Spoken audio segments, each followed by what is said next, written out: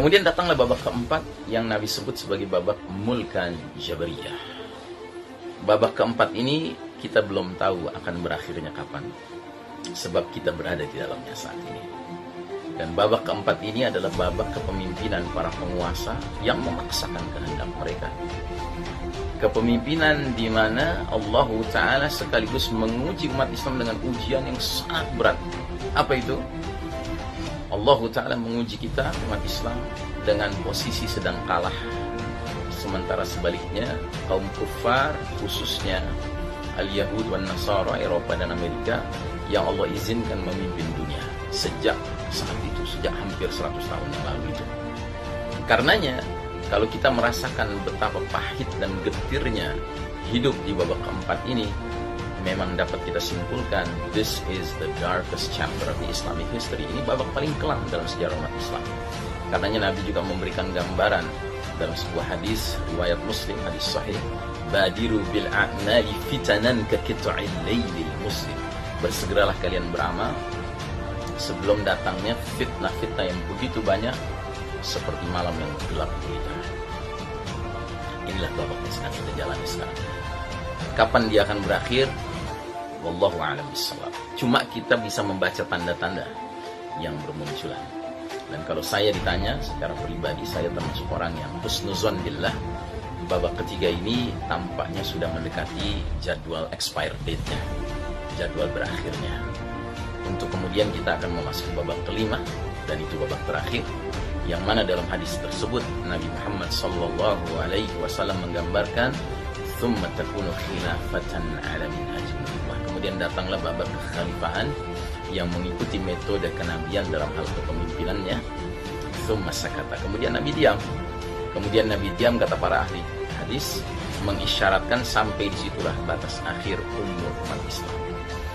Dengan kata lain, umur umat Islam ini akan berakhir dengan husnul khatimah, ya, akhir yang baik.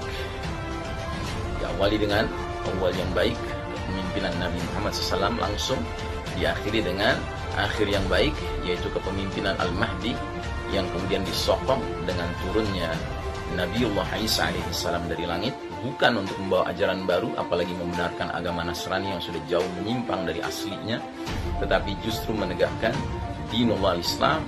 Karena Isa alaihissalam dikatakan dalam sebuah hadis, ketika turun di akhir zaman kelak nanti, dia akan mengikuti millah Muhammad sallallahu alaihi wasallam.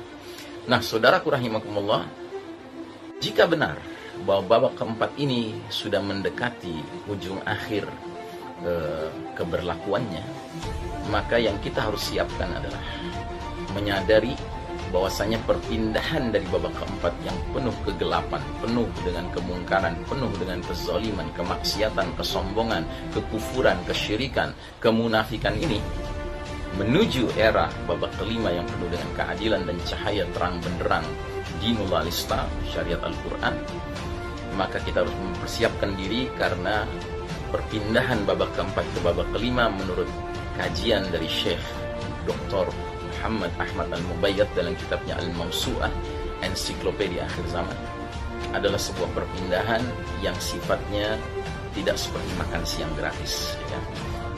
There's no free lunch, ya kan? Tetapi dia akan merupakan masa transisi yang penuh dengan ujian, penuh dengan rintangan, tantangan, cobaan, bahkan bencana-bencana besar akan bermunculan, yaitu dufan, yaitu pembenaman bumi di timur dan di barat, yaitu gempa-gempa, kemudian shutdown of modern technology. Untuk selanjutnya kita akan diberi karunia Allah Ta'ala, yaitu busyra, kabar gembira, hadirnya the certified leader, sang pemimpin yang disertifikasi oleh Rasulnya, yakni Al-Mahdi. Allahumma ja'alna min jaysh al-Mahdi alladhina akhadhu ihda al-husnayayn ish kariman aw mutshahidan. Billahi taufiq wal hidayah, al-'afwu minkum. Assalamualaikum warahmatullahi wabarakatuh.